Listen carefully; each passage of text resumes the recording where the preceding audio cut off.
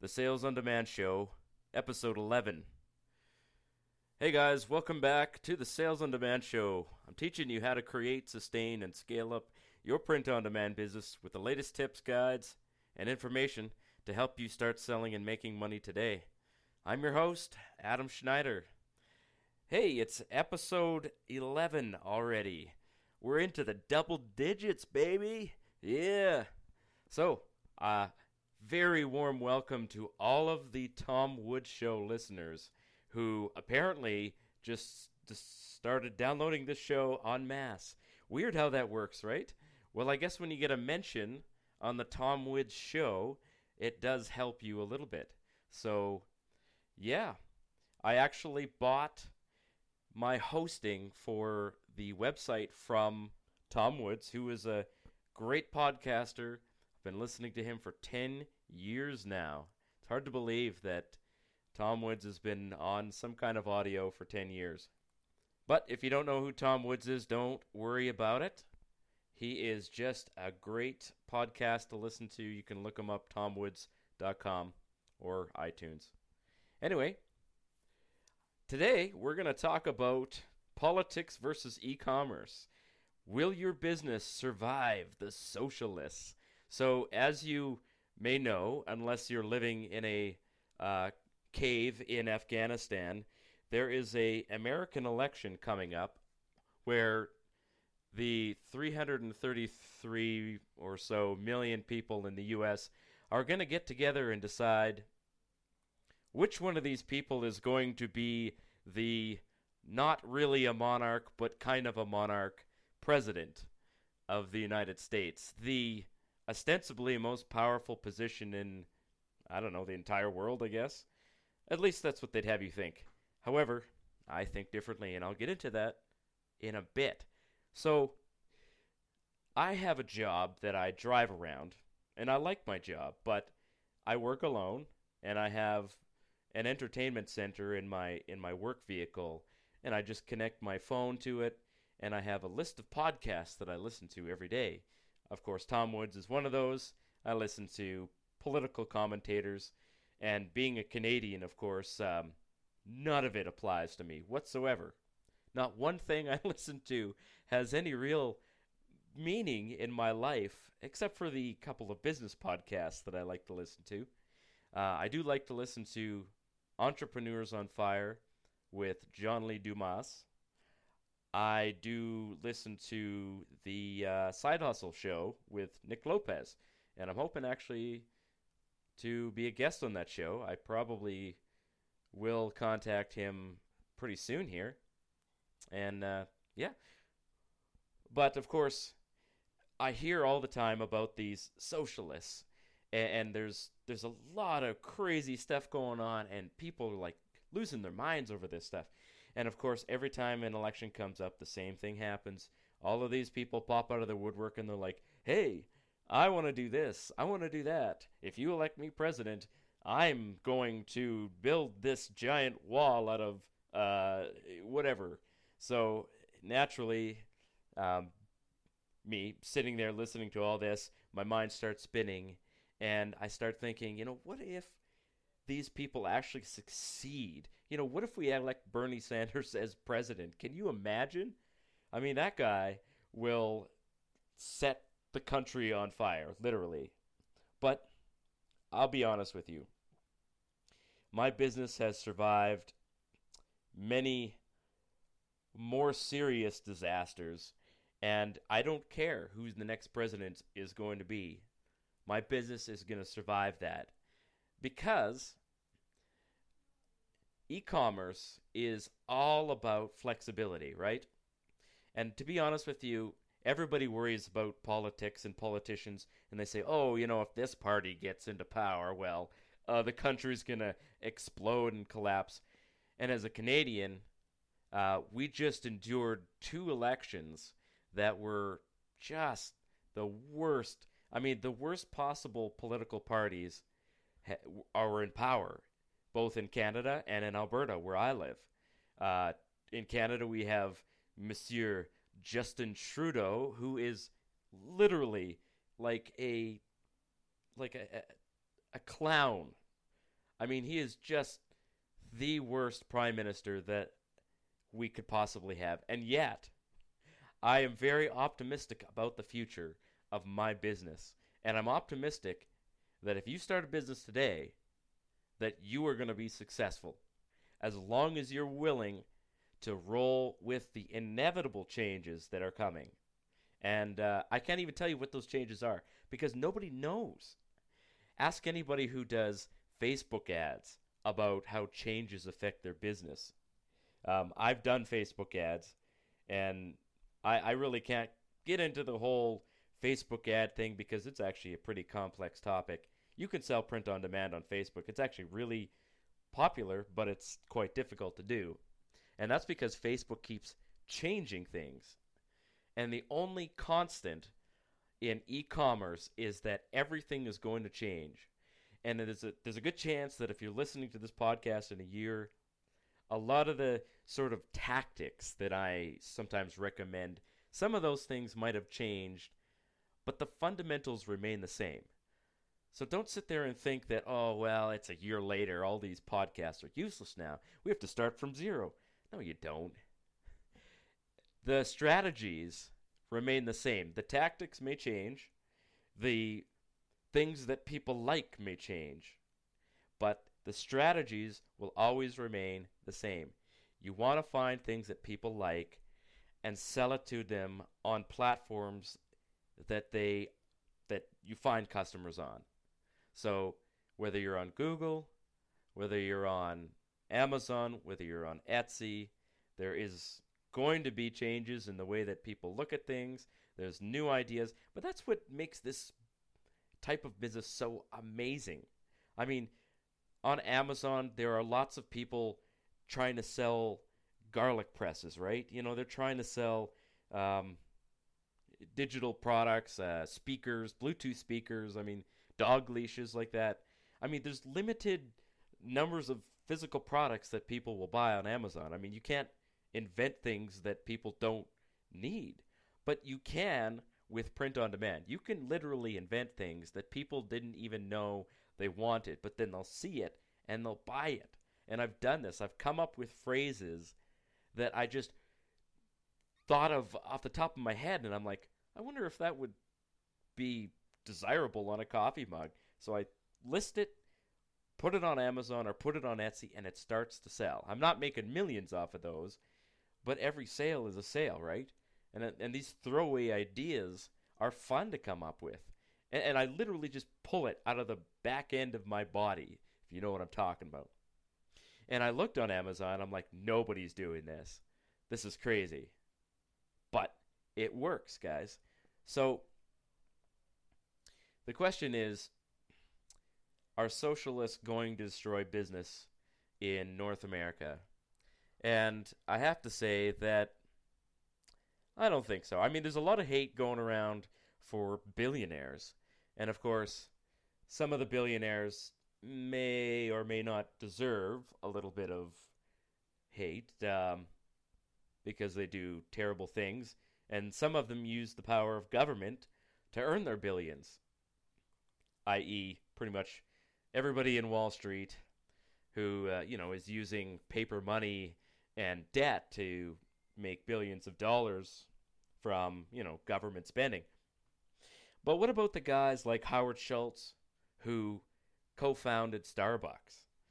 I mean, is there really that much, is this guy deserve the kind of hate that he's getting? I mean, people look at that guy and they look at billionaires and they say, these people are psychotic. I literally am hearing people say that billionaires are psychotic. And there's this sort of anti-business thing that's seeping through mainstream society, more so for young people.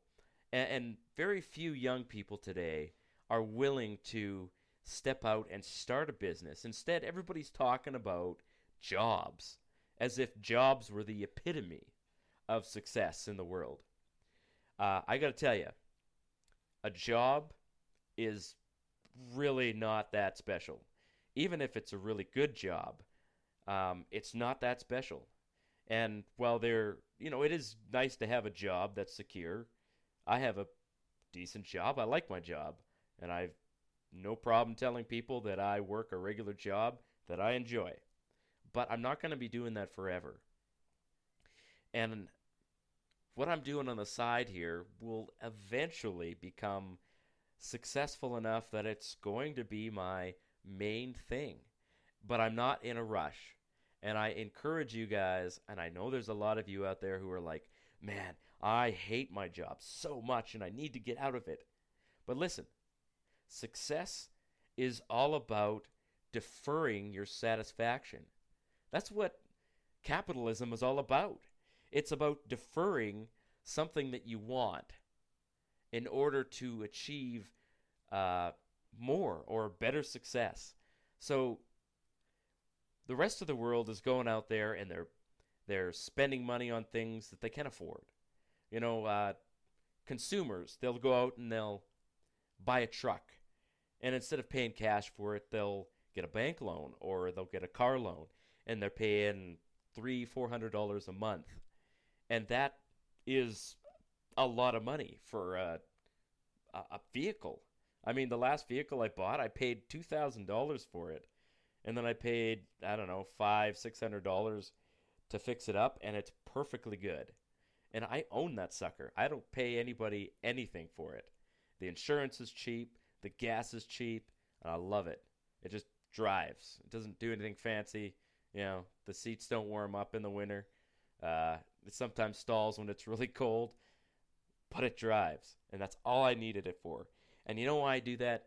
Is because I'm not all about the luxuries in life. I'm about success, not about comfort. And I'm willing to be uncomfortable if it means that I achieve a higher level of success, or I get out of debt faster, or I save up money to buy a house faster. And that's something that very few people are able to do. Is you get people out there and they're like shopping for these 2,000 square foot houses with 3 people in the family. I mean 6 people could live in a 2,000 square foot house. I think when I was growing up, we had 6 of us, and we were in probably like 1,400 square feet. My brother and I shared a bedroom, which was fine. And, you know, we're lucky enough that we have a house that's big enough for the 4 of us to have a bedroom. But, you know what? I wouldn't care. If my kids had to share a room, they'd share a room. I'm not trying to teach my kids to enjoy luxury. I'm trying to teach them how to love business. And I hear all of these people out there saying, oh, I want to go to college, I want to get a degree. And I'm like, my daughter's telling me this. She's like, I want to go to college, I might get a degree. And I'm like, why? In what? And like, if you want to get a degree in something useful like engineering, I'll find a way to pay for it. But don't just go to school and take general studies or, you know, underwater candlelit basket weaving or something stupid like that. And I'm really trying to encourage my kids to think about their future in terms of what kind of problems do I want to solve, instead of what career do I want to spend 30 years hating.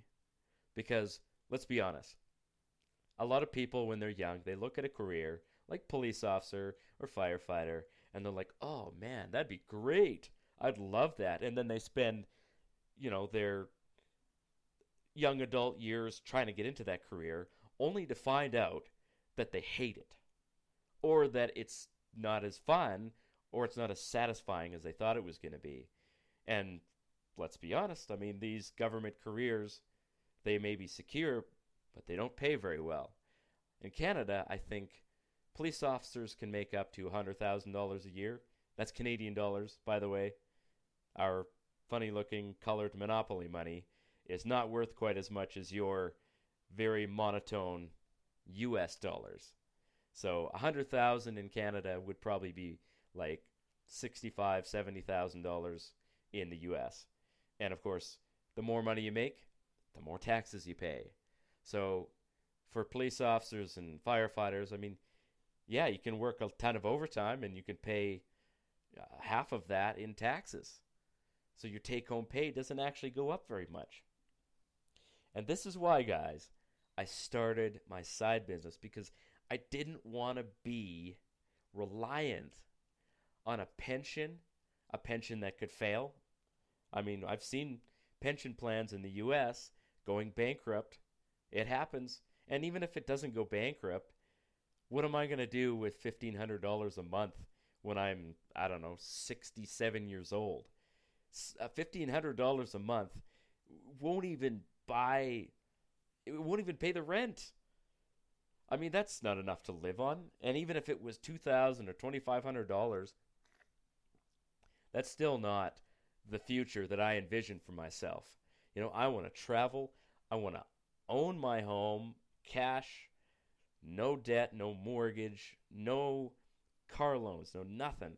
I want to be able to send my kids to, useful post-secondary training, or even my grandkids. I want to have a safe full of gold coins or something like that instead of, a bunch of bank loans that I got to figure out how I'm going to pay. And that's why, guys, the side business is for me. So, am I concerned that politicians are going to come into power and start plotting how much more of my money they're going to take? Yeah, it is a concern that's in the back of my mind. And of course, all of these provinces and states are getting their fingers into e-commerce, and they're saying things like, well, we want you to pay sales tax for the last 2 years of sales. Even though you weren't charging your customers sales tax, we still want you to pay sales tax. That was California, by the way. They sent out letters to all these Amazon sellers. I don't know, I didn't get one. So maybe I'm special. Or maybe it got lost in the mail or something. Hopefully. But they're trying to bleed money out of people who they know are earning money. And it is a problem. But don't let these things drag you down. Get started today. Put one foot in front of the other and worry about the next step when the first step is done. So here's a few things that you can do to take action right now. So I want you to go back and listen to part 1 of getting started. So open up your Etsy account and upload 50 different designs. Okay? Start with 50, and if it takes you an entire week to come up with 50, that's fine. And if they're terrible designs, that's also fine. Just get something up there. Once you've got 50 listings, it could be coffee mugs, it could be t-shirts, hoodies are really good right now, and summertime is coming up, although looking outside, you wouldn't really know it. But water bottles, beer steins, shot glasses, and tank tops are going to be good items to sell, print on demand, on Etsy. Also, something that I haven't done personally, but it could be good, is what do you call these? Cards that you give people. I know there's a name for it. Greeting cards. Never done those. Wouldn't know the slightest idea of which companies do them. I think Printful does greeting cards. But Mother's Day and Father's Day, I mean, people are going to be out there looking for greeting cards to send to their dad or send to their mom.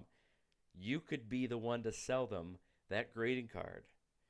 And you might be thinking, oh, I don't know what to put on this. I have no idea what to put on a greeting card. You know what?